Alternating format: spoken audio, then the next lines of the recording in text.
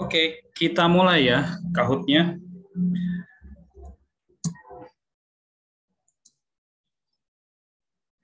IPS kelas 9, kondisi alam negara-negara di dunia. Nah, di pertemuan ini kita bahas Jepang dulu ya.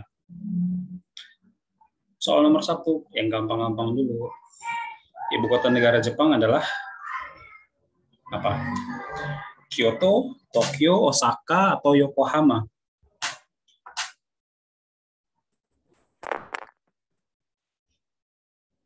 Ingat ada waktunya. 10, 9, 8, 7, 6, 5. Nah, jelas ya, ini soal gampang banget. Tokyo. Kita langsung aja ke soal berikutnya karena nggak banyak yang bisa dibahas di soal nomor 1 ini.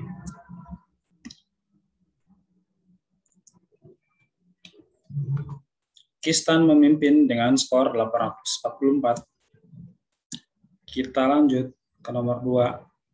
Nah, Jepang disebut Nippon atau Nihon dalam bahasa Jepang yang artinya apa?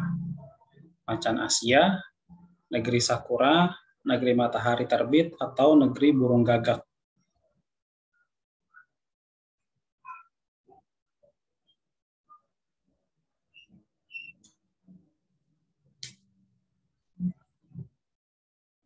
Kan ada tuh ya channel YouTube yang terkenal namanya Nihongo Mantapu. Ya. Nah, ternyata jawabannya adalah negeri matahari terbit. Nah, perlu diketahui bahwa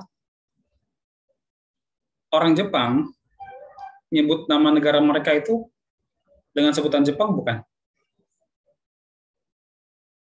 Enggak ya? Enggak. Mereka nyebut negaranya itu dengan bahasanya mereka itu Nippon ataupun Nihon gitu ya. Nah, saya nggak tahu ini benar atau salah pengucapannya karena saya nggak bisa bahasa Jepang. Nah, kenapa kok bisa terus negara-negara lain nyebutnya Jepang? Nah, itu ternyata dibahas juga, itu ada sejarahnya. Nah, singkatnya gini, kurang lebih perbedaan itu disebabkan salah satu penjelajah dunia gitu ya, kalau nggak salah Christopher Columbus, yang dia itu nyebutnya Zipangu kalau nggak salah. Nah, akhirnya sampai ke sini kita dengarnya jadinya Jepang. Nah, dalam bahasa Indonesia kita nyebutnya Jepang, dalam bahasa Inggris Japan, kan? Tapi orang Jepang sendiri ternyata sama sekali nggak pakai kata Jepang ataupun Japan. Mereka nyebut negara mereka itu dengan sebutan Nippon atau Nihon gitu. Nah, kemudian di sini ada beberapa julukan lain. Ada nggak yang bukan julukannya Jepang di pilihan jawaban ini? Macan Asia, negeri sakura, matahari terbit, dan negeri burung gagak. Ada nggak yang bukan julukannya Jepang?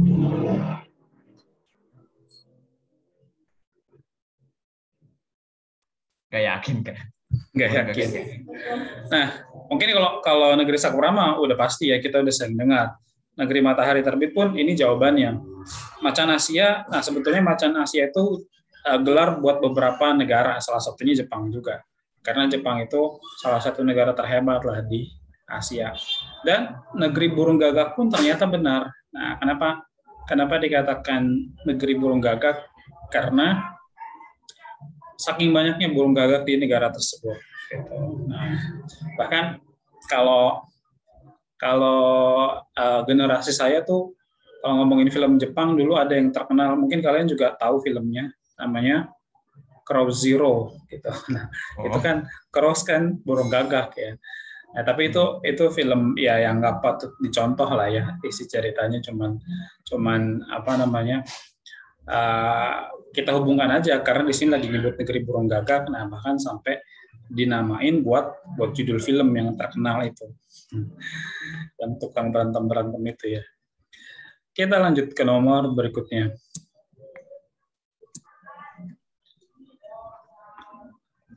Nah, Kistan masih memimpin. Sekarang nomor 3. Bentuk pemerintahan negara Jepang adalah Republik, oligarki, monarki konstitusional, atau otokrasi.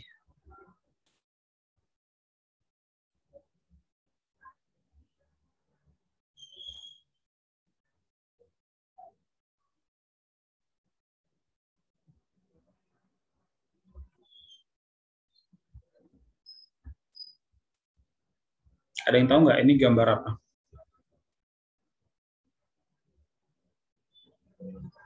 Gambar gedung apa ini? Ini adalah gambar gedung parlemen di Jepang. Ya, parlemen itu apa sih?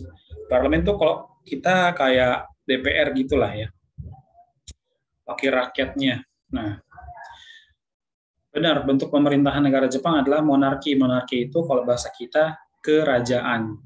Nah, bukan republik.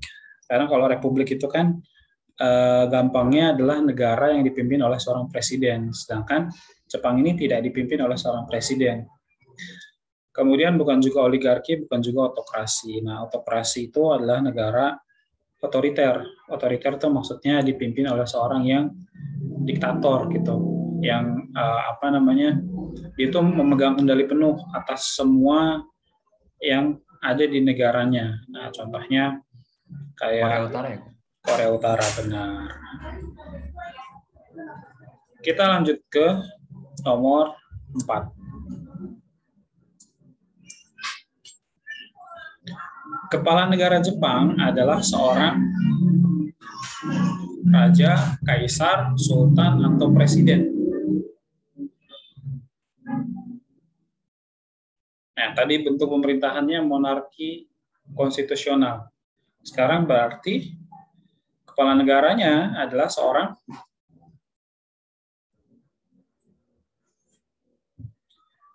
kaisar ya, atau emperor. Nah, jadi mereka nyebutnya bukan raja, tapi kaisar Jepang. Gitu. Nah, bukan juga sultan, karena kesultanan itu adalah sebutan kerajaan yang sifatnya biasanya mereka menggunakan syariat-syariat Islam gitu ya. Nah, contohnya kayak siapa? Atau negara mana? Contohnya kayak Brunei gitu. Nah, mereka menyebut pemimpinnya itu adalah sultan. Nah, itu bukan kayak yang sering kita lihat di YouTube ya. Orang-orang pada ngaku sultan apa, ada Bintaro lah, ada Andara, ada sultan-sultan yang lain, bukan. Emang mereka punya kerajaan apa kan? Enggak gitu ya. Karena sultan itu kan ya sebenarnya semakna dengan raja. Kita lanjut ke soal berikutnya. Nah, berubah posisi. Sekarang Fauzan yang memimpin. Mantap. Ayo, kejar lagi Kistan dan Naima. Nah, kalau tadi kepala negara, sekarang pertanyaannya kepala pemerintahan. Emang beda ya? Beda. Kepala negara dengan kepala pemerintahan itu beda.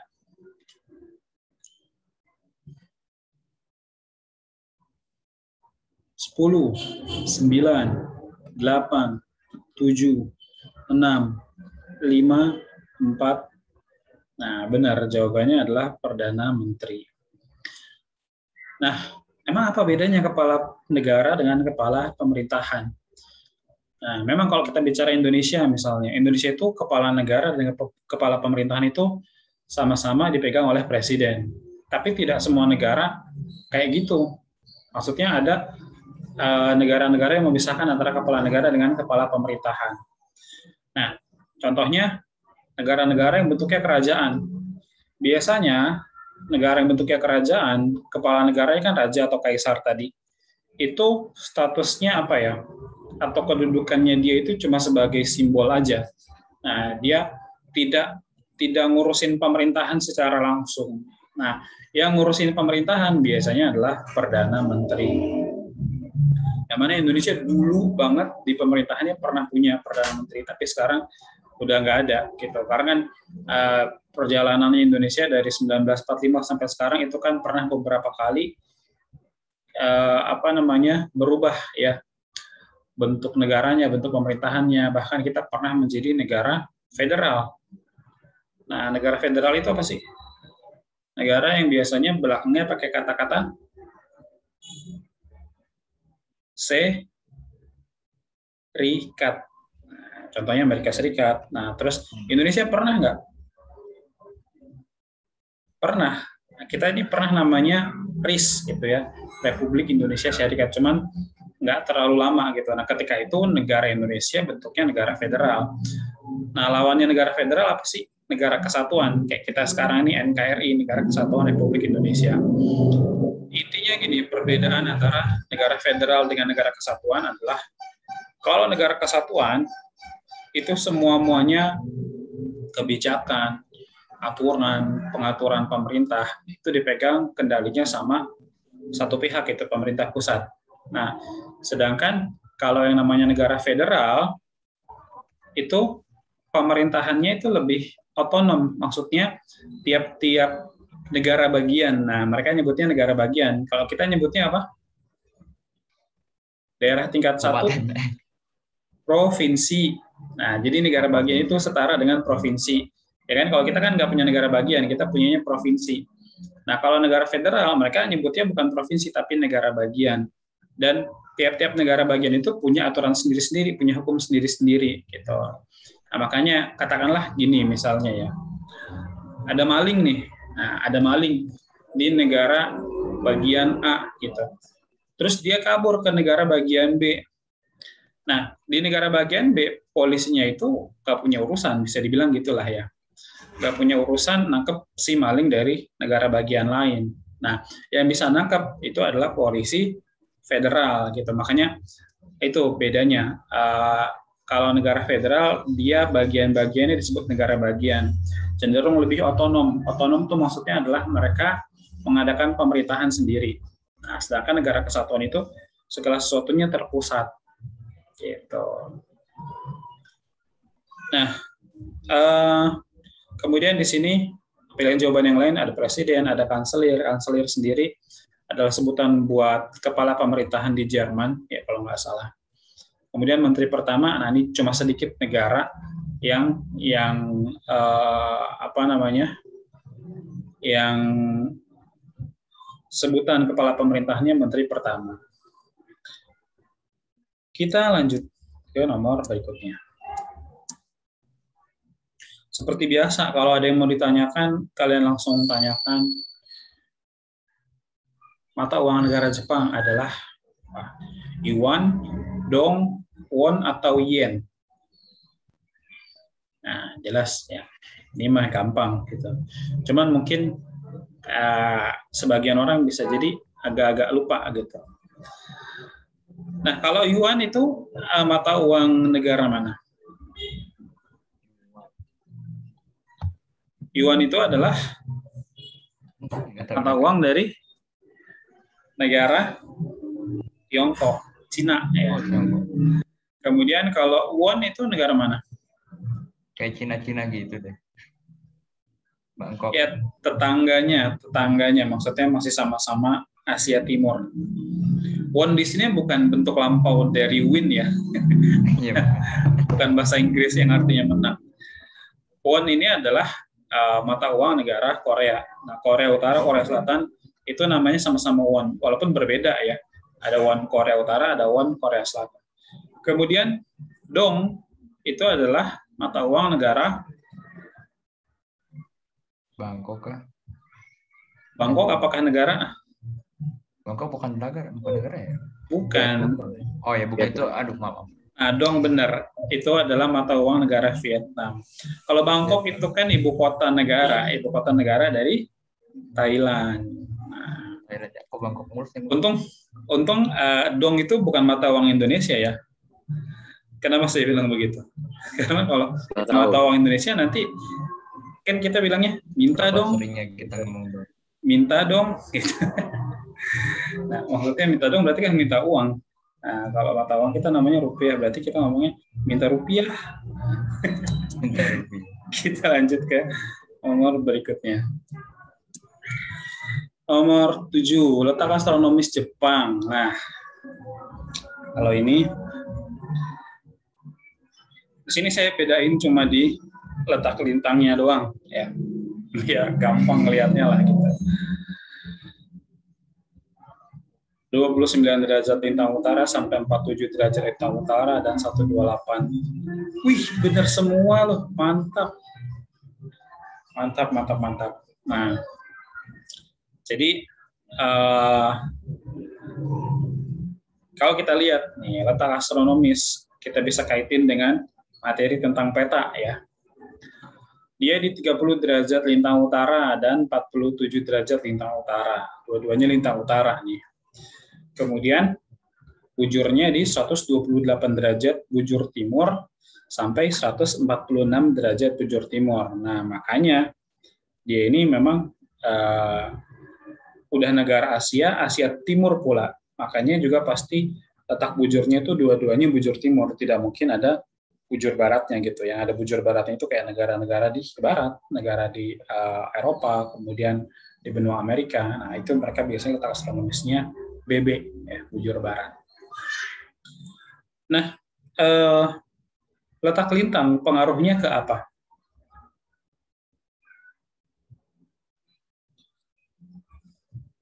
Kondisi suatu wilayah yang dipengaruhi letak lintang itu adalah apanya?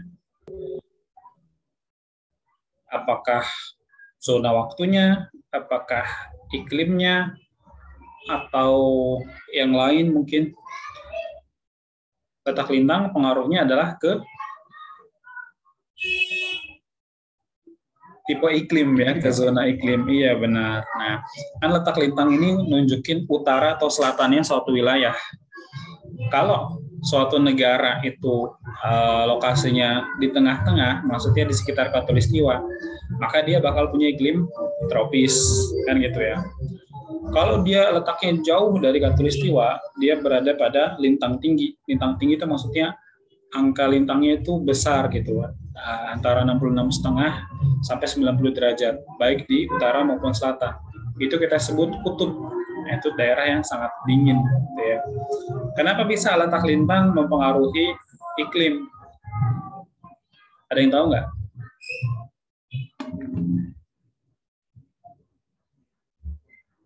Kenapa bisa letak lintang mempengaruhi iklim?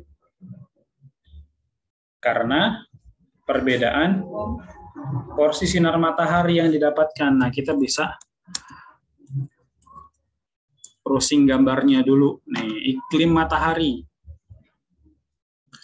Nah, iklim matahari, iklim atau pembagian iklim yang dipengaruhi oleh letak lintang.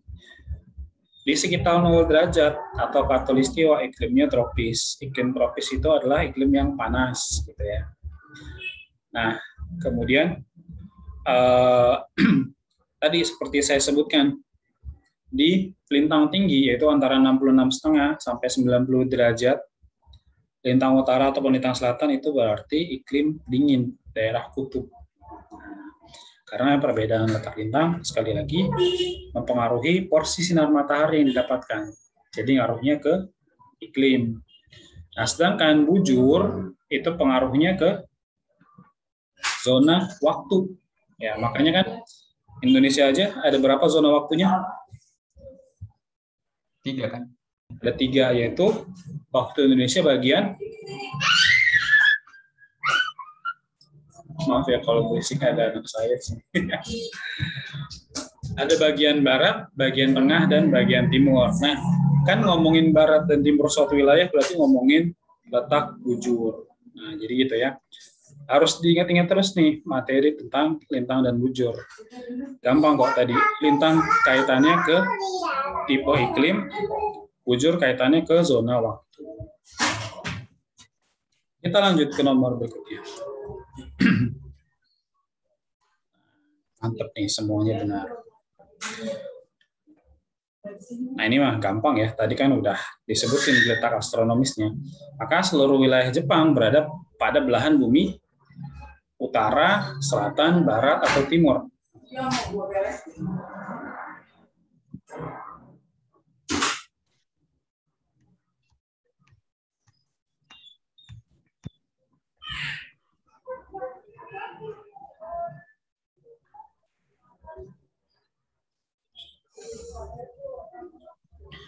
Nah, ternyata dua orang jawab timur.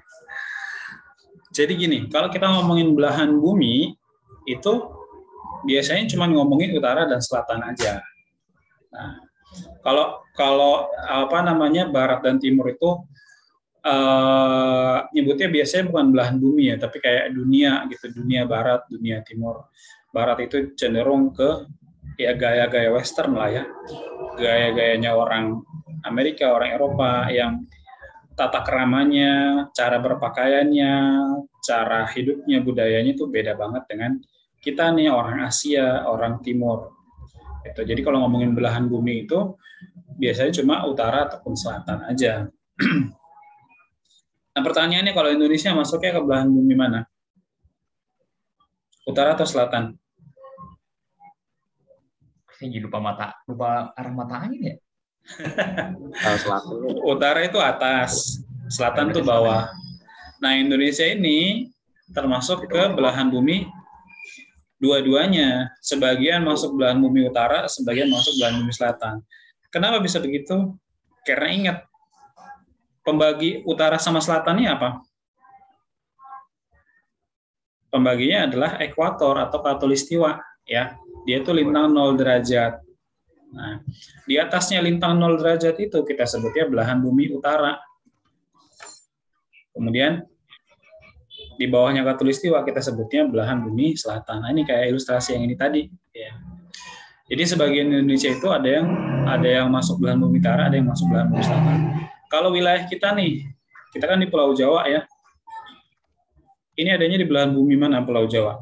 Utara atau selatan? Apaan Kak?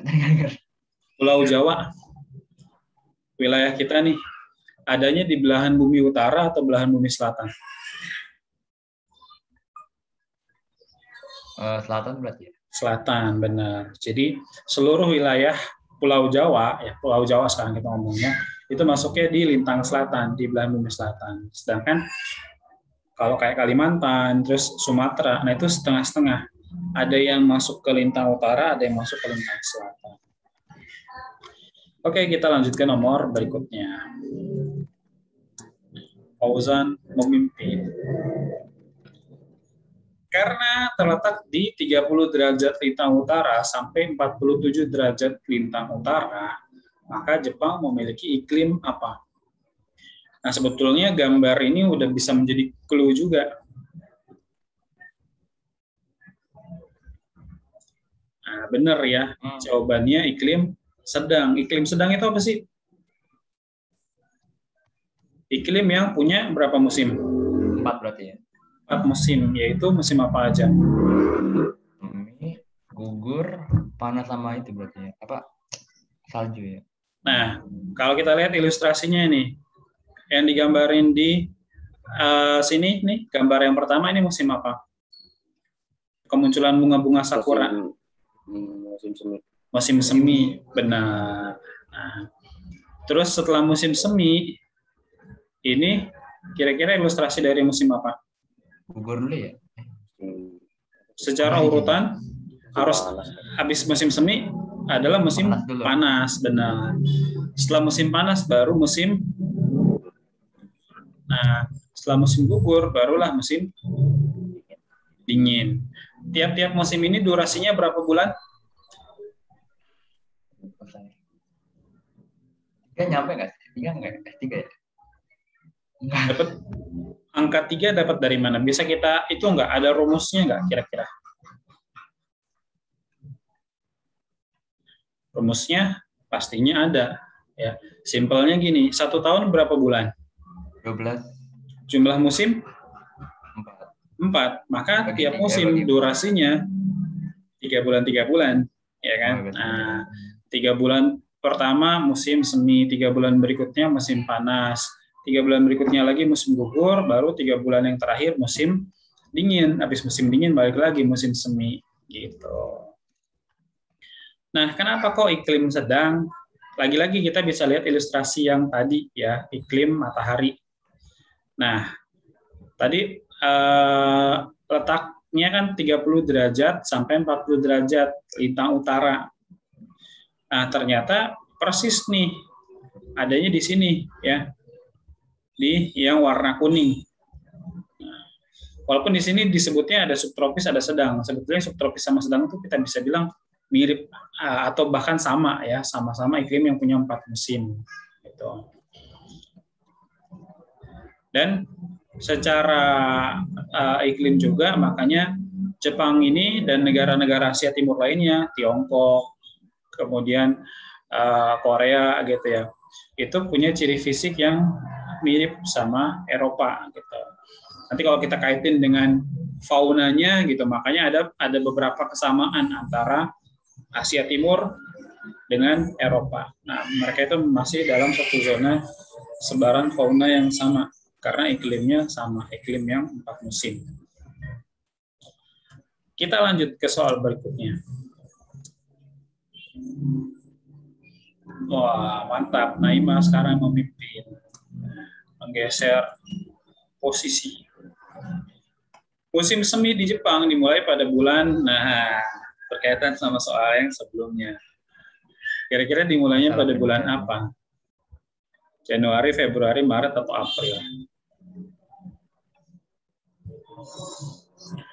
Ini beberapa soal ke depan berurutan ya, yang mana kalau salah satu gitu, harusnya walaupun bisa jadi enggak, harusnya konsekuensinya salah semuanya gitu. Kenapa? Karena urutannya kan nanti bakal jadi kacau. Nah, ternyata musim semi di Jepang itu mulainya bulan Maret gitu. Dan bukan cuma di Jepang doang, sebetulnya di belahan bumi utara pada umumnya ya. Di belahan bumi utara pada umumnya. Maka kalau kita bisa ambil contoh Amerika Serikat, kemudian negara-negara Eropa semuanya. Nah, itu mereka pun sama. Musim seminya itu di bulan Maret, di bulan 3. Nah, ingat-ingat. Saya nggak jelasin lebih lanjut karena ini bakal jadi soal pertanyaan berikutnya nih. Pokoknya bulan Maret itu musim semi. Berarti musim panasnya di Jepang itu dimulai pada bulan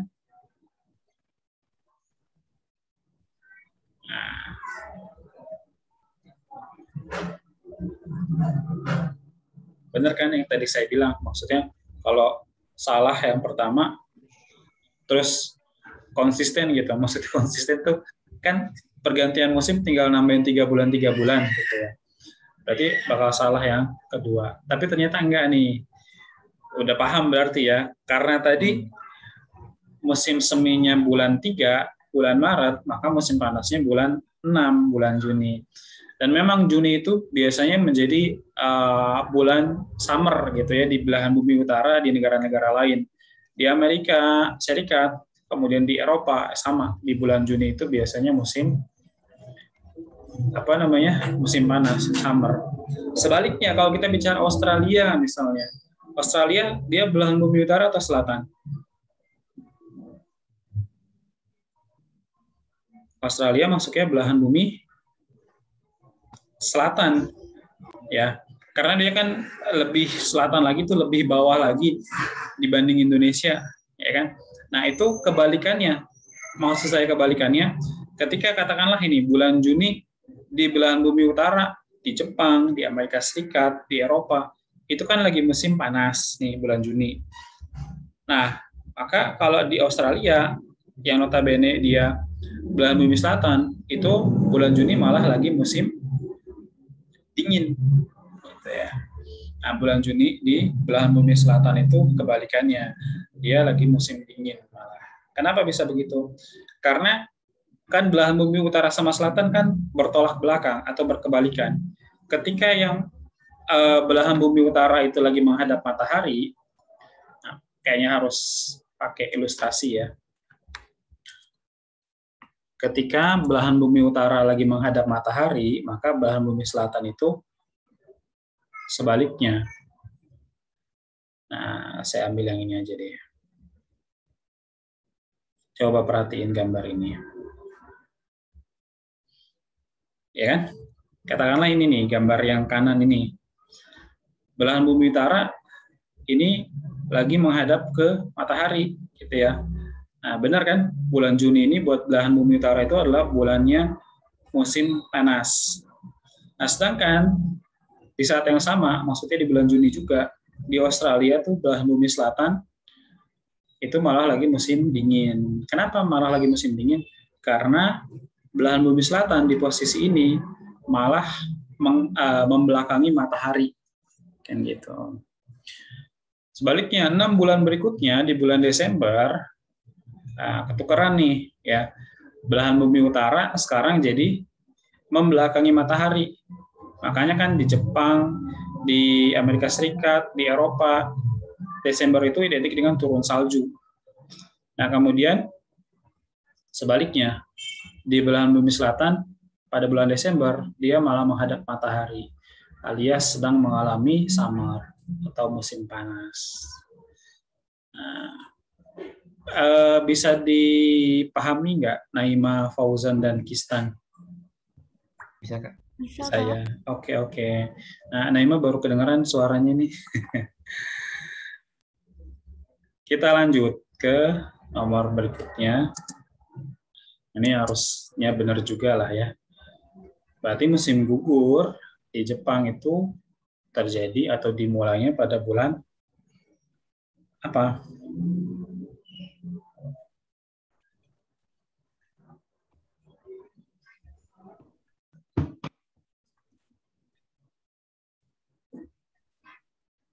Sepuluh, 9. Nah, ingat ini berurutan ya. Jadi gampangnya kan dari tadi yang kita sebut itu bulan-bulannya Maret bulan 3 ya kan, Juni bulan 6. Maka musim yang berikutnya itu pasti terjadi di bulan 9, bulan September.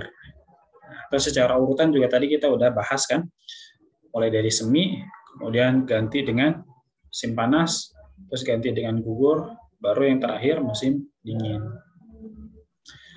Kita lanjut ke soal berikutnya.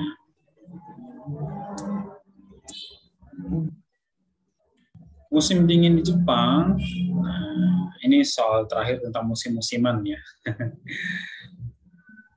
Berarti dimulainya pada bulan September, Oktober, November, atau Desember? Desember. Salah pencet ya. Nah, pokoknya ingat bulan kelipatan 3 pokoknya ya.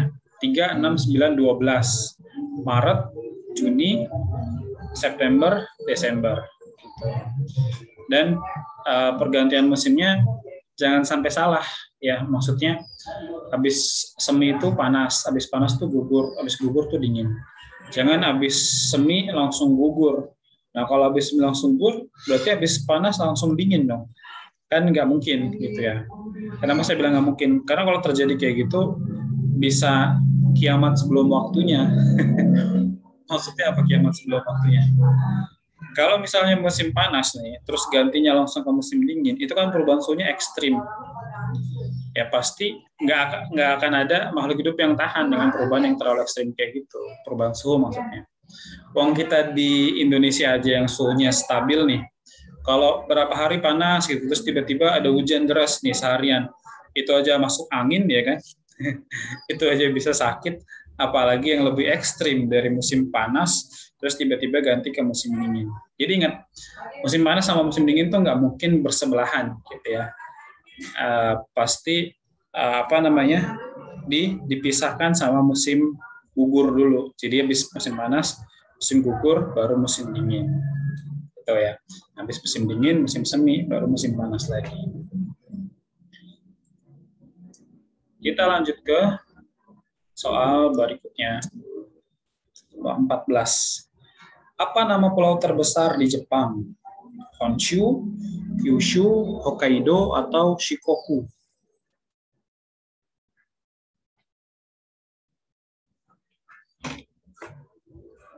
Nama pulau terbesar di Jepang.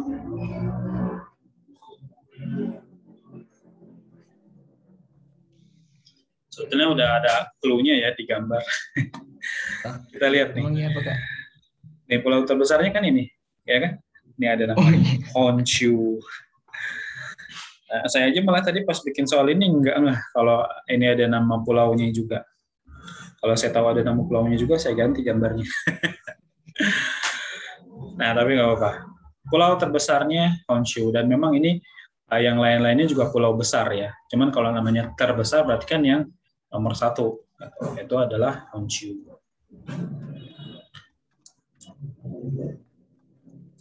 Kita lanjut ke soal berikutnya. Nah, ini tadi di awal sempat kita sebut juga kok. Dan ini materi kita di pertemuan sebelumnya ya, yang ngomongin region-region di Asia. Jepang ini termasuk region Asia bagian timur, barat, tenggara, atau selatan.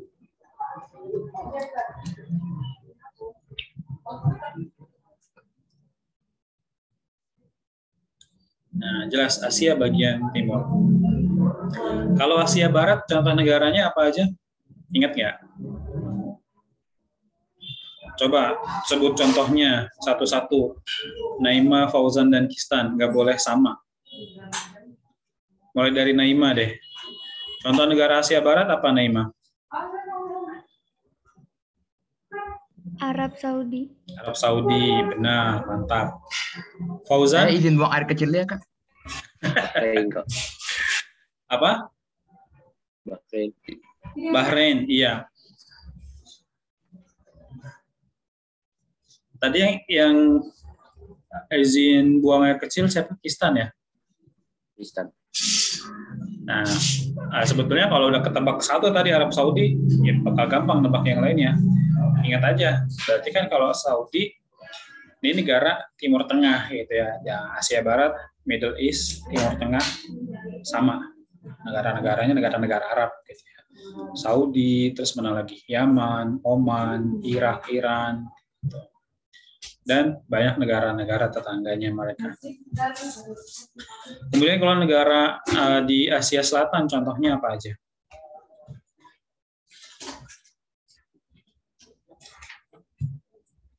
Naima. Afghanistan. Afghanistan. Terus apa lagi? Pakistan. Pakistan, benar. Terus negara terbesar di Asia Selatan apa? Negara terbesar di Asia Selatan, sekaligus negara dengan jumlah penduduk terbanyak kedua di dunia. Dia adalah yang namanya dia itu jadi unsur pembentuk nama negara kita juga. Maksudnya adalah India. Nah, India itu kan negara terbesar di Asia Selatan. Jadi Asia Selatan tuh ada India, ada Bangladesh, ada Nepal, kemudian ada Pakistan dan lain-lain. Terus kalau Asia Tenggara mah udah pasti hafal lah ya, Indonesia dan Malaysia dan negara-negara lainnya, negara-negara tetangga kita. Kita lanjut ke nomor berikutnya. Fauzan is back in the game, yoi. Nomor 16. Wilayah Jepang termasuk di dalam jalur Ring of Fire, sehingga banyak terjadi aktivitas. Ini materinya geografi banget. Kalau kalian belajar geografi di SMA, bakal ketemu nih pelajaran tentang ini. Apa sih maksudnya Ring of Fire ini? Kaitannya dengan aktivitas tektonisme, vulkanisme, pengikisan, atau pelapukan.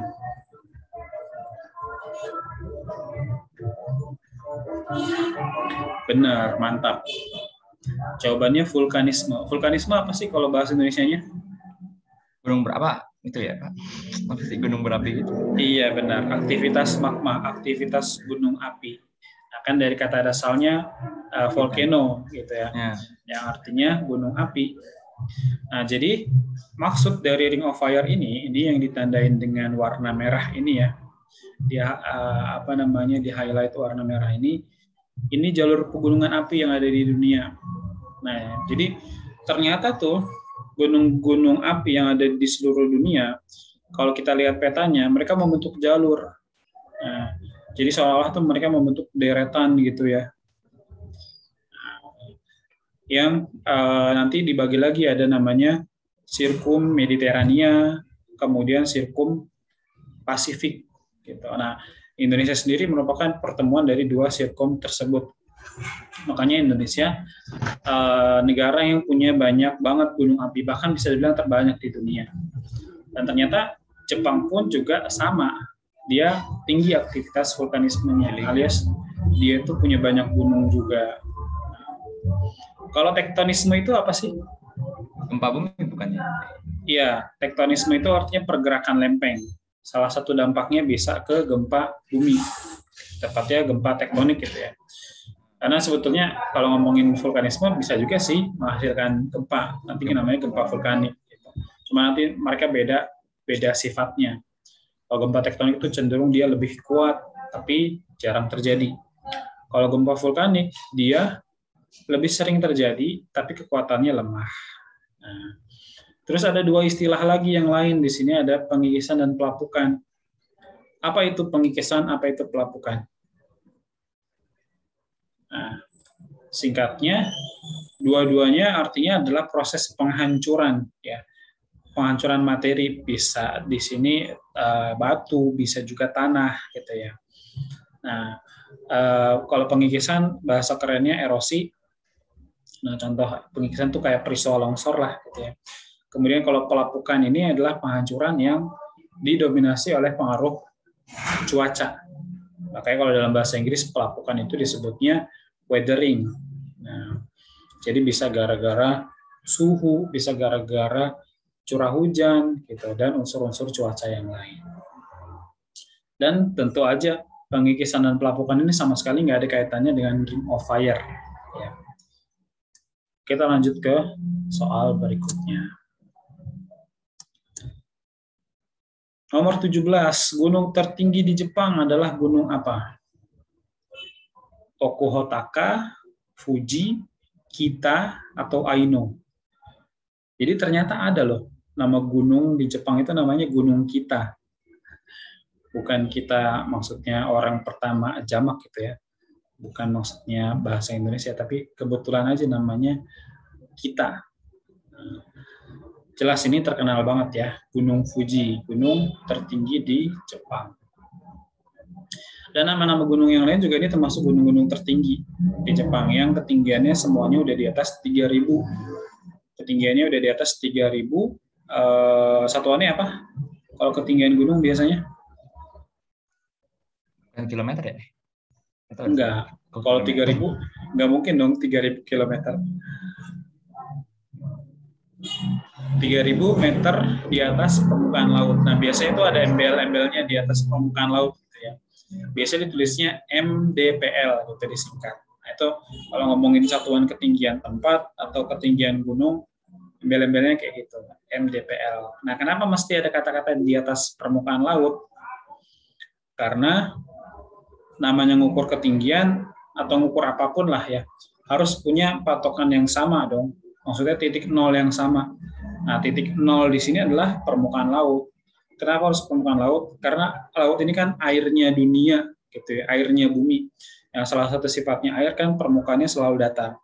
Ya, walaupun memang ada pasang naik dan pasang surut, tapi kan nanti diambil tengah-tengahnya, gitu. Nah, itu ketinggian permukaan laut kan tengah-tengah antara pasang tertingginya atau pasang naiknya dengan pasang dengan surutnya. Nah, jadi gitu. Kalau di Pulau Jawa sendiri, misalnya Pulau Jawa, kebanyakan gunung-gunungnya ketinggiannya berapa?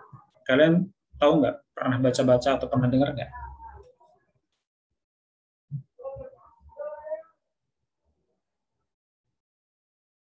Kayak misalnya yang nggak terlalu jauh nih dari Jakarta, ada gunung mana?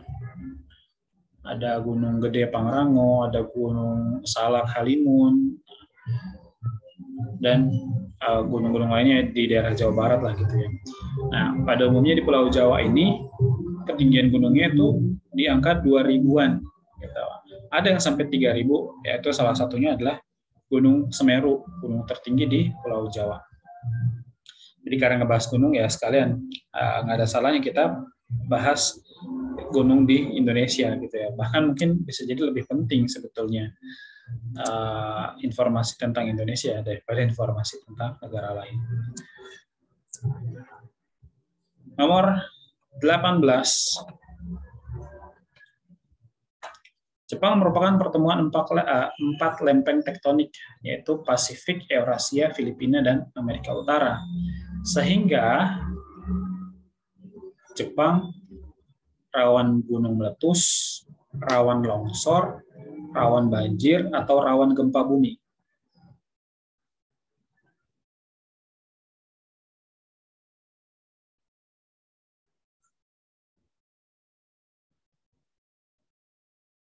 Nah, jawabannya adalah rawan gempa bumi. Nah, ini beda nggak sih dengan bahasan yang tadi, yang Ring of Fire? Beda ya, walaupun ada keterkaitan. Nah, tapi beda. Kalau Ring of Fire itu ngomongin vulkanisme, aktivitas gunung api. Nah, kalau lempeng berarti kan kita ngomongin aktivitas tektonisme. Apa arti dari aktivitas tektonisme? Artinya adalah pergerakan kulit bumi atau pergerakan lempeng bumi. Kalau sebuah wilayah itu menjadi pertemuan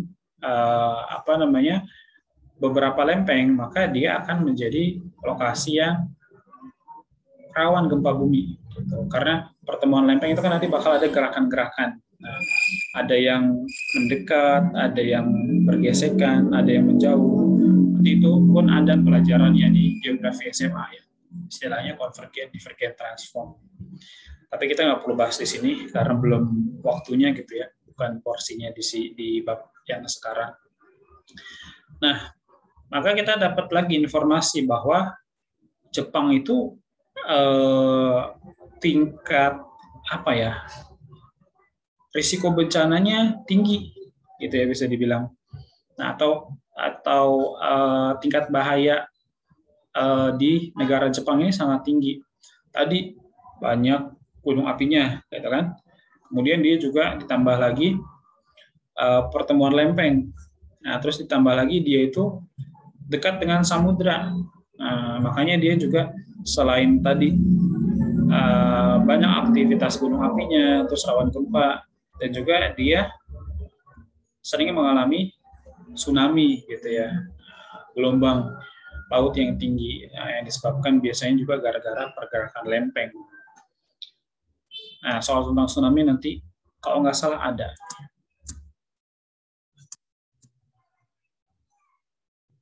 Nah, benar kan? Jepang rawan tsunami. Bahkan tsunami sendiri berasal dari bahasa Jepang. Ya. Nah, di sini pertanyaannya tsunami terakhir yang pernah terjadi di Jepang. Maksudnya data terbarunya gitu ya, kejadian terkini. Itu di tahun berapa? 2010 kah? 2011, 2012, atau 2013?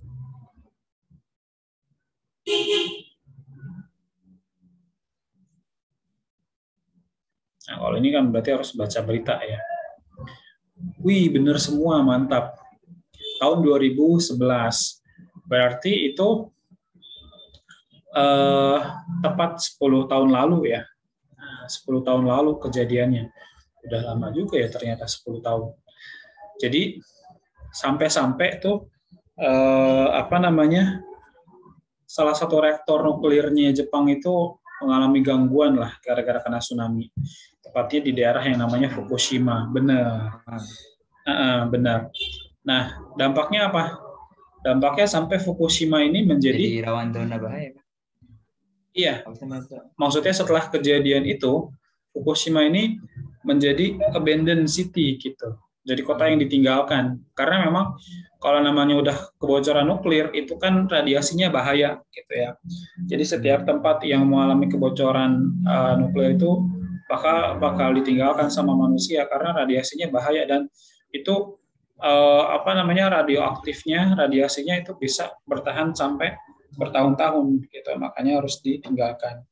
Nah, seperti yang dulu pernah terjadi juga di Chernobyl gitu, dan di kota-kota lainnya termasuk Jepang juga pas tahun 45 ya, Hiroshima Nagasaki itu pun juga karena dijatuhin bom nuklir. Nah, setelah itu tuh rusak parah, kemudian juga apa namanya, termasuk radiasi nuklirnya juga ya parah juga.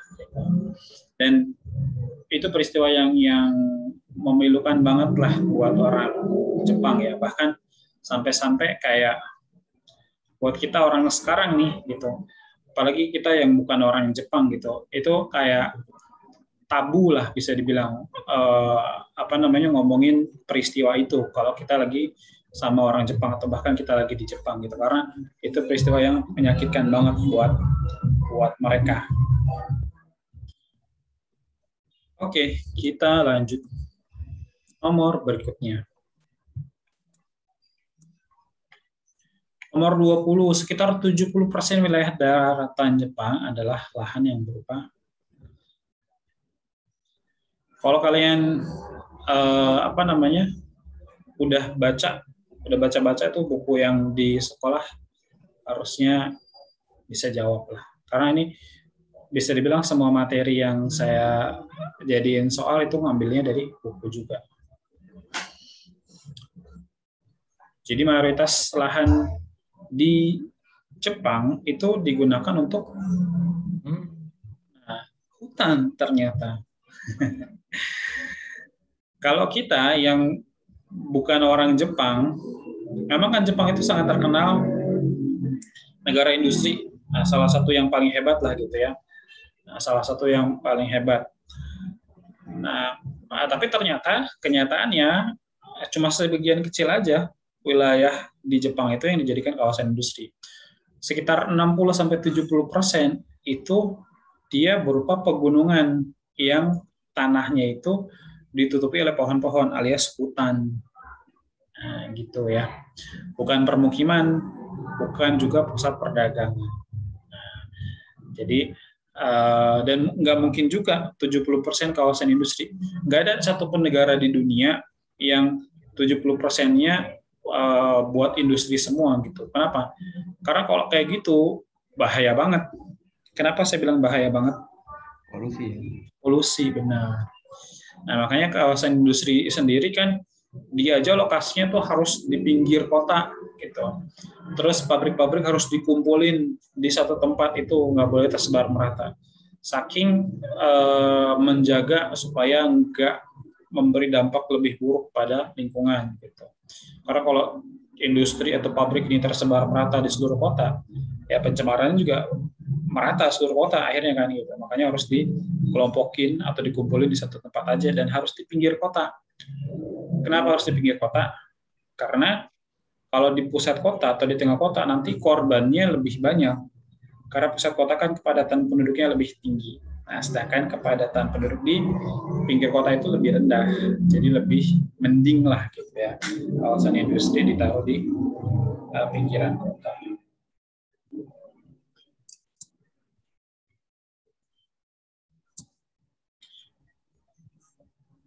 Jumlah penduduk Jepang saat ini adalah, nah sekarang kita masuk ke kondisi sosialnya, kondisi sosial dari negara Jepang. 1,4 miliar 271 juta 336 juta atau 126 juta. Nah, sebetulnya kalau kita ingat 4 negara dengan penduduk terbanyak di dunia. 4 negara dengan penduduk terbanyak di dunia. Coba yang pertama adalah ini ya. Yang pertama Cina bukan? Cina, benar, Tiongkok. Nah, itu dia 1 miliar lebih gitu ya. Persisnya 1 miliar berapa saya juga lupa. Yang jelas kalau nggak salah ya 1,8 atau kurang dari itulah.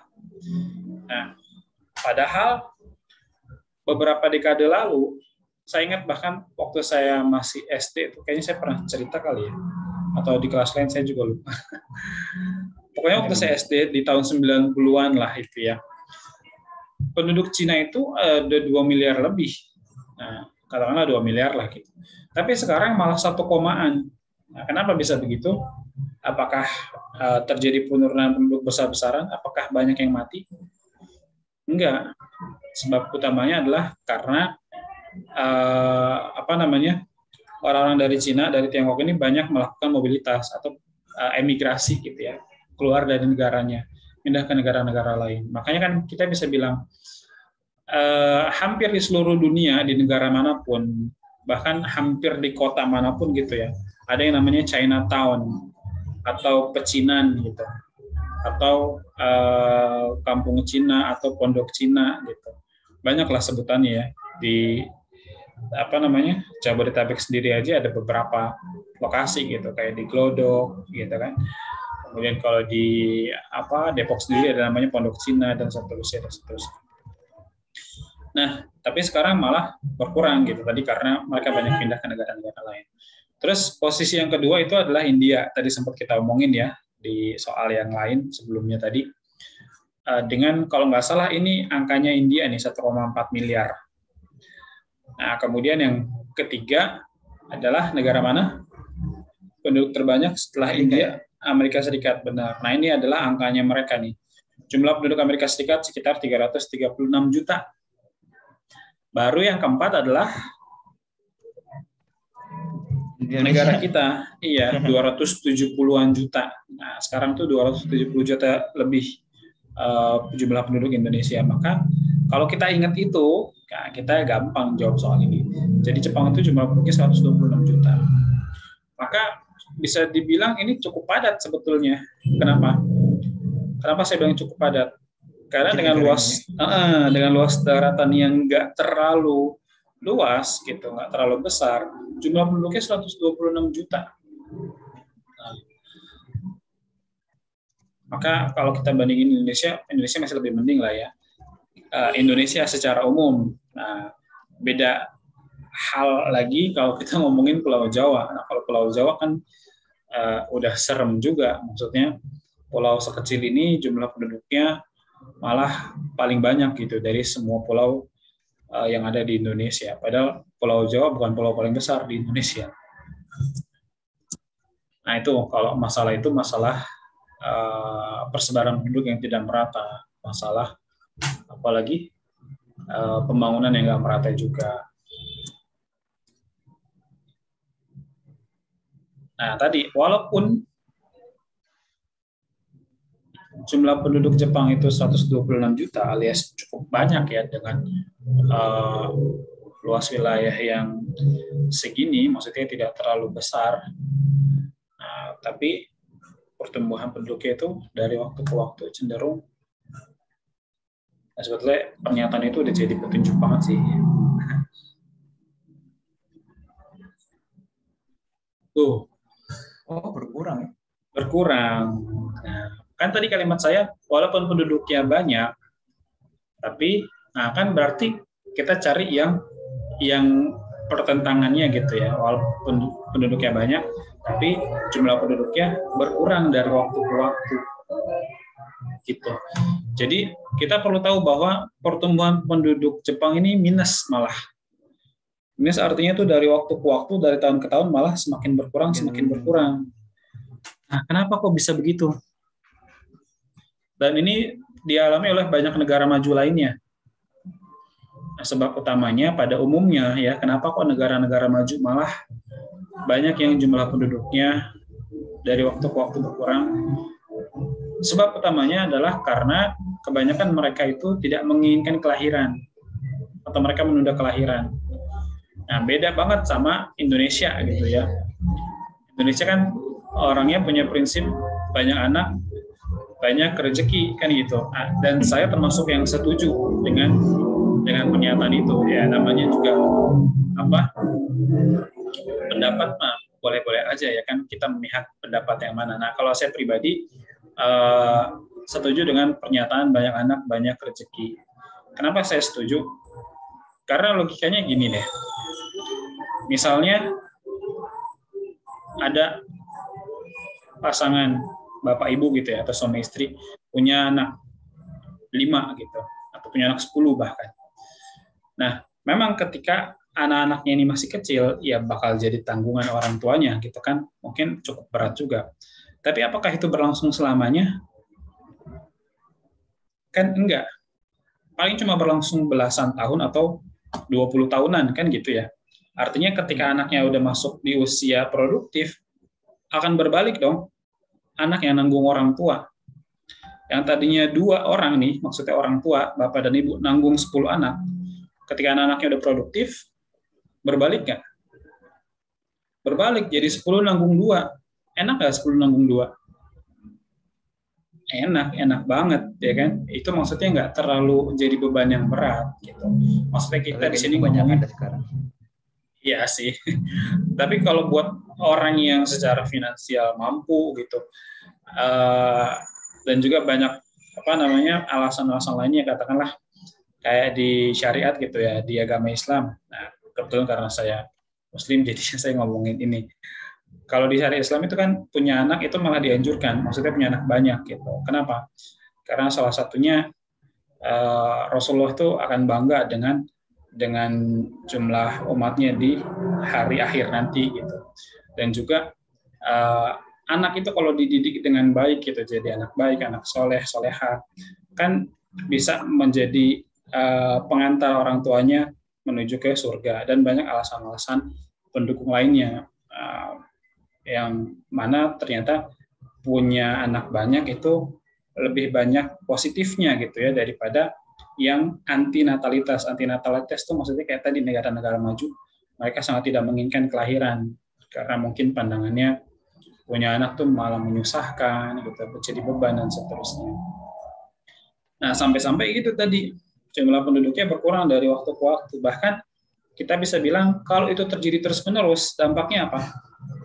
Di Jepang dan negara-negara lain yang berkurang atau yang minus pertumbuhan penduduknya. Dampak lanjutannya bisa punah. Nanti negaranya kali ya. Bisa punah, maksudnya wilayahnya tetap ada, tapi orang-orangnya nggak ada. Ya nggak?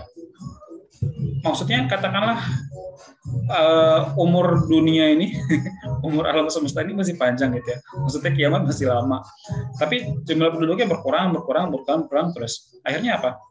Ya bisa jadi hilang nanti negaranya karena orang-orang yang nggak ada. Wilayahnya sih tetap ada, tapi penerusnya itu udah nggak ada gitu. Karena berkurang terus. Nah, terus kalau kita ngomongin Jepang lagi, selain tadi kondisi demografis yang mereka kurang menyukai punya anak gitu ya, ditambah lagi memang budaya bunuh dirinya tinggi di Jepang gitu ya, dan di negara-negara maju lainnya.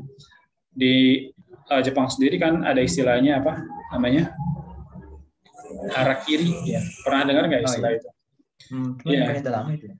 Iya, itu budaya tradisionalnya mereka, itu budaya tradisionalnya Jepang. Jadi seseorang ketika dia gagal melaksanakan tugas gitu ya, terutama kalau mereka ini prajurit lah gitu, atau mereka tentara. Nah, zaman dulu kayak gitu mereka malunya tuh setengah mati, apalagi kalau namanya prajurit kan memang biasanya gitu ya, kayak tentara sendiri kan, TNI, salah satu motonya mereka kan lebih baik pulang nama daripada gagal dalam tugas. Nah, pulang nama artinya apa?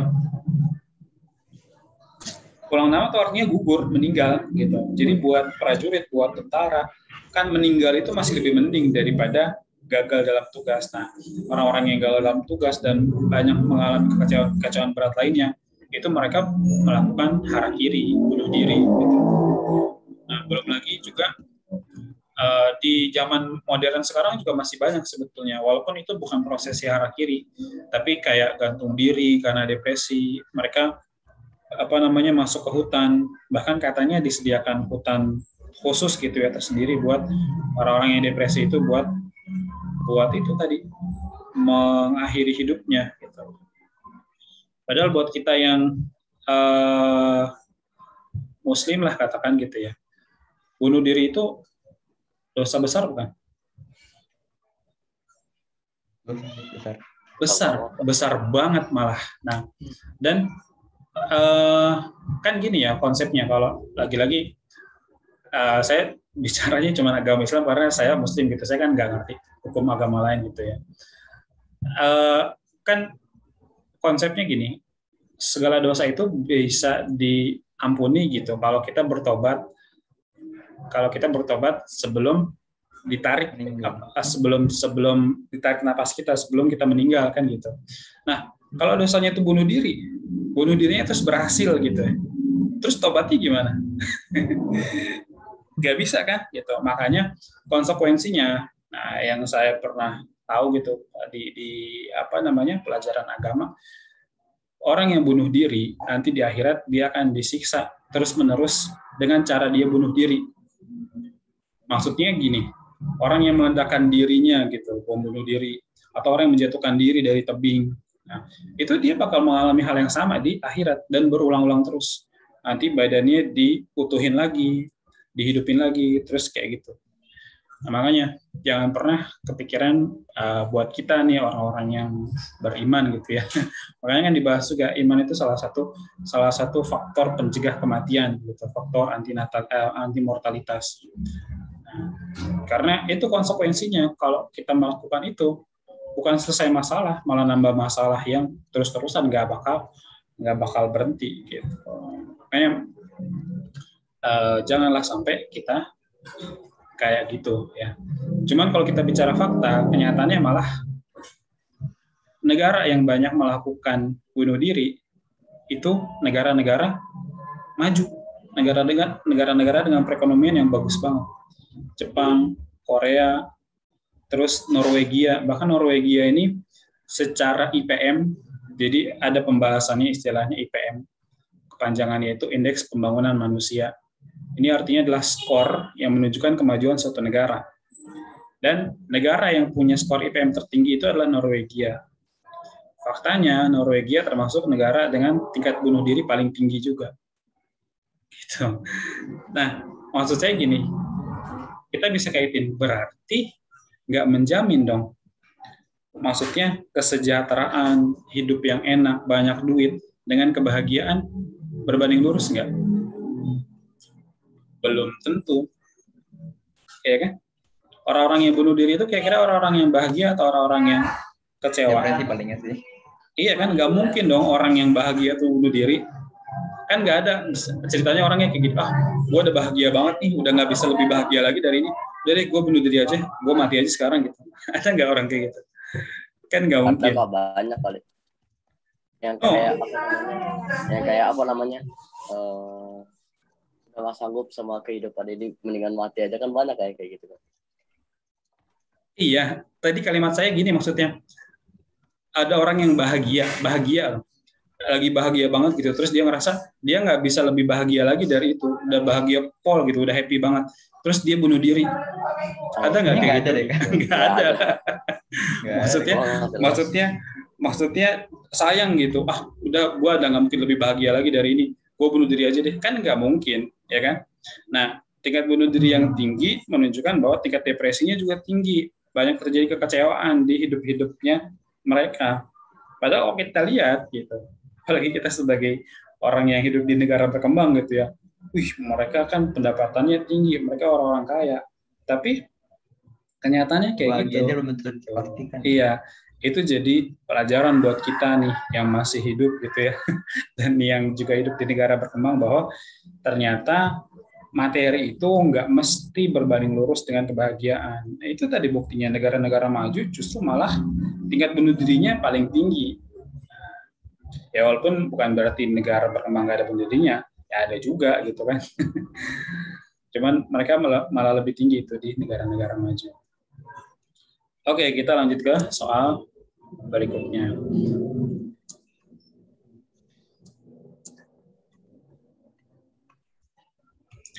Agama yang paling banyak dianut oleh penduduk Jepang adalah Buddha, Shinto, Kristen, Islam. Yang jelas jawabannya bukan Islam aja. Sudah kok udah kepencet aja sih. Ya.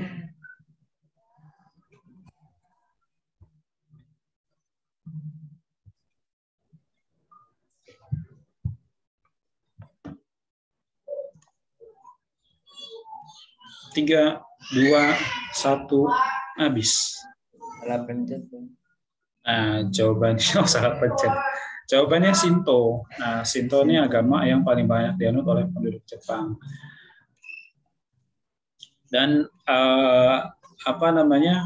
uniknya banyak juga penduduk Jepang itu yang agamanya Shinto sekaligus Buddha. Gitu. Oke, kalau kalian baca di buku BSE, ya. Nah, buku ini kalian pakai ini kan di sekolah? Yang mana? Pakai buku ini nggak? Yang mana? Buku mana? Ini kelihatan nggak covernya nih? Enggak, Kak. Enggak kelihatan. Nggak kelihatan ya?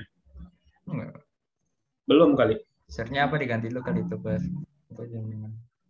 Coba saya stop share dulu, terus saya share screen lagi.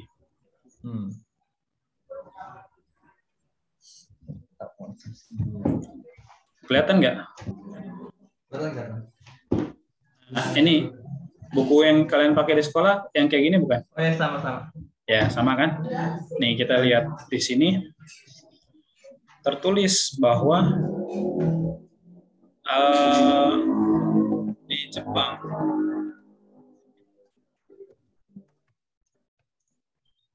mana ya? Nah, ini dia.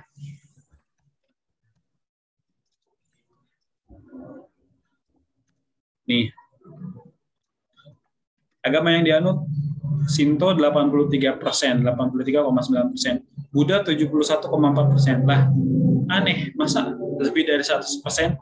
Ya kan? 83 tambah 71 aja udah berapa? Udah 150 lebih, ya kan?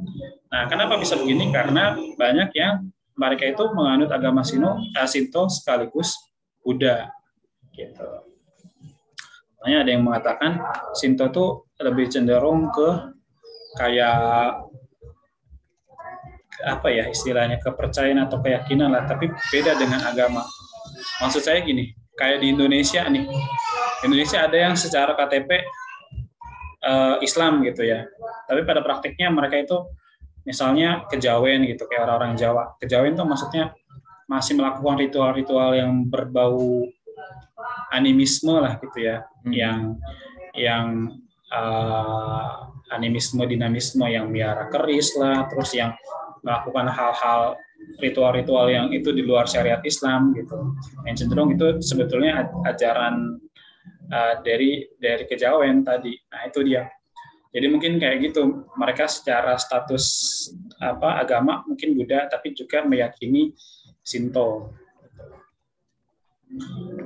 Kita lanjut ke nomor berikutnya. Nomor 24. Angka harapan hidup masyarakat Jepang tergolong tinggi, yaitu berapa tahun?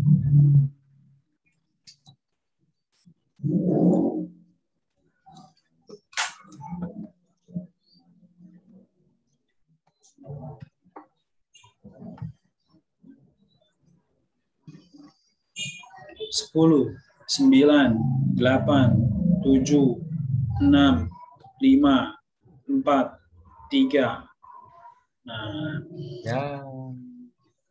Ternyata cuma satu orang yang benar. Jawabannya 83 tahun. Memang ada yang bilang 84, ada yang bilang 82 gitu. Nah, makanya saya hilangin di sini 82 dan 84. Saya bikin 79, 83, 88, 89. Kalian tahu nggak artinya angka harapan hidup? Lama waktu hidupnya dia gitu ya. Angka harapan itu gampangnya gini.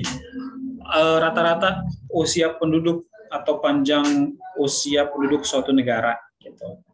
Jadi kalau 83 tahun itu maksudnya umumnya orang Jepang itu baru meninggal di usia segitu 83 tahun. Ini kan berarti tinggi banget ya. Kenapa saya bilang tinggi banget? Karena Indonesia nggak bisa dibilang rendah juga, menengah lah ya. Indonesia itu angka harapan hidupnya berapa? Ada yang tahu nggak? Rendah ya? Nggak rendah. Nggak rendah juga ya? Di sekitar 70-an. Oh, 70-an. 70-an. 70 nggak rendah dong. Yang rendah itu 30, 40. Itu di negara-negara Afrika. terutama negara-negara Afrika Timur. Maksud saya gini, coba deh, kalau kita dengar pengumuman nih di masjid gitu ya biasanya kan, Inna lillahi wa inna ilaihi roji'un. Ini sering dah. Telah meninggal Bapak Fulan pada usia 30 tahun, usia 40 tahun. Nah, kalau kita dengar angkanya 30 tahun, 40 tahun, reaksi kita apa?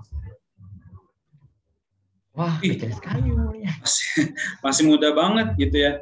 Masih muda banget, kasihan gitu udah meninggal. Kan biasanya kayak gitu. Kenapa? Karena angka harapan hidup kita itu udah jauh lebih tinggi daripada 30 ataupun 40. Kita ini udah di angka 70-an. Udah lebih mending lah ya. Walaupun memang nggak setinggi negara-negara maju sampai 80 lebih. Nah itu dia. Jadi angka harapan hidup itu adalah rata-rata usia penduduk gitu. Maksudnya panjang hidupnya penduduk di suatu negara. Nah, kenapa bisa kok di Afrika itu ada beberapa negara yang rendah banget angka harapan hidupnya? Ini berkaitan dengan Kelaparan kan, miskin. Dengan iya benar, kemiskinan, dengan tingkat kesehatan gitu. Karena mereka nggak mampu beli makanan bergizi, nggak mampu hidup yang sehat. Bahkan di beberapa negara, salah satunya Ethiopia, saya pernah baca, saya pernah lihat tayangannya gitu ya. Mereka sistem sanitasi yang bagus saja nggak punya. Emang Afrika masih miskin ya, Kak? Beberapa negaranya masih. Kan Afrika benua. Benua kan banyak negara-negaranya, iya. Kalau kita ngomongin Republik Afrika Selatan, itu maju. Mereka sejahtera banget. Tapi kalau negara-negara di Afrika Timur, itu masih banyak yang miskin. Nah, sampai-sampai tadi saya sempat sebutkan, sanitasi yang bagus saja mereka nggak punya. Maksudnya sanitasi itu, kalau kayak kita nih, di Indonesia kan biasa ya, bahkan di pelajaran PLKJSD itu saya ingat, jarak antara sumber air yang kita minum dengan septic tank itu harus jauh, harus minimal 10 meter. Nah kan yang kayak gitu tuh udah jadi hal yang biasa gitu di Indonesia, negara kita. Umumnya orang menerapkan itu, gitu, kecuali mungkin di daerah-daerah yang terlalu padat penduduk. Tapi kalau di negara-negara Afrika, salah satunya Ethiopia, itu boro-boro. Mereka tuh kasihan banget gitu. Sampai-sampai mereka harus keluar kampung kalau mau ngambil air sungai yang bisa mereka masak buat mereka minum. Gitu. Karena saking air di sekitar lingkungan mereka tinggal itu udah terkontaminasi semua sama bakteri E. coli, sama kotoran-kotoran gitu. Itu. Gara-gara itu makanya tingkat kesehatan mereka sangat rendah dan akhirnya angka kematian tinggi dan angka harapan hidupnya jadi rendah. Gitu. Cuma di sekitar 30 sampai 40 tahun. Nah, maka bersyukurlah kita yang udah di angka 70-an nih angka harapan hidupnya Indonesia. Kenapa saya bilang bersyukurlah? Karena sebetulnya 70-an itu ya emang udah wajar gitu. Lagi-lagi kalau saya boleh kutip gitu ya dari hadis lah. Kan dikatakan bahwa umur umatku gitu kata Rasulullah itu antara 60 sampai 70 tahun gitu, sedikit yang lebih daripada angka tersebut. Maka kita angka harapan hidupnya nih orang Indonesia 70 lebih. Nah, itu maka udah angka yang bagus sebetulnya. Karena toh misalnya nih hidup sampai umur yang terlalu tua 80, 90, 100 buat apa? Karena orang yang di umur segitu kan nggak mungkin badannya masih segar lagi ya kan? Ya nggak? Bahkan saya pernah nonton tayangan di kampung mana gitu, ada kakek-kakek di daerah Jawa Tengah lah kalau nggak salah, Mbah siapa gitu namanya, umurnya udah 100 tahun lebih. Terus pas ditanya, Mbah keinginan hidupnya apa sih? Saya cuma pengen meninggal, katanya gitu. Saking dia itu udah terlalu tua gitu. Jadi pas ditanya di wawancara, Mbah maunya apa sih? Apa sih keinginan Mbah yang belum tercapai? Meninggal katanya gitu. Jadi ya karena orang usia udah terlalu tua kayak gitu kan fisiknya bisa apa gitu. Kecuali kalau fisiknya masih kayak umur 20, 30 masih banyak mau gitu kan. Beda urusan. Nah, kita lanjut. Nomor terakhir nih, nomor 25. Sekarang ngomongin ekonominya, khususnya di bidang industri. Produk industri utama Jepang diantaranya adalah otomotif, produk kayu, kulit, otomotif, elektronik, konsumen, komputer, otomotif, kimia, karet, otomotif, karet, logam dasar. Nah, semua pilihan jawaban ada otomotifnya. Karena memang Jepang tuh terkenal ya produsen otomotif kendaraan bermotor gitu, baik motor maupun mobil. Benar jawabannya yang kuning, otomotif, elektronik konsumen. Maksudnya elektronik konsumen ini barang-barang elektronik yang dipakai sehari-hari lah gitu ya, baik itu yang rumah tangga gitu ataupun yang kita pakai kayak misalnya HP gitu atau pemutar audio dan yang lain-lain. Nah, terus juga komputer. Nah, kan Jepang ini produsen merek-merek kayak Fujitsu, terus apalagi ya, Sony kan gitu, dan merek-merek besar lainnya yang itu udah terkenal banget dan udah jadi merek senior banget di dunia komputer. Nah, yang lain salah kenapa? Karena produk kayu enggak ya. Itu bukan produk unggulannya mereka, bahkan kita jauh lebih unggul kalau ngomongin kayu. Kemudian kulit pun enggak, karena mereka enggak terkenal akan peternakan. Karena kalau kulit itu kan berarti harus punya peternakan gitu kan, atau penyamakan kulit. Kimia, karet juga enggak, bahkan kalau ngomongin karet kita lebih unggul juga gitu. Indonesia ini lebih unggul. Indonesia, kemudian Thailand, kemudian Vietnam itu bahkan lebih unggul kalau ngomongin produk karetnya dibandingkan Jepang. Nah, karet sendiri kan nanti yang menjadi bahan baku pembuatan ban, pembuatan sepatu, kemudian bahan-bahan buat pakaian lainnya. Terus logam dasar ini juga bukan. Jadi 3 produk utama industrinya Jepang itu otomotif, otomobil gitu ya, elektronik, dan komputer. Nah, selesai deh 25 soal. Sekarang kita lihat skor akhir. Nah, ini dia. Naima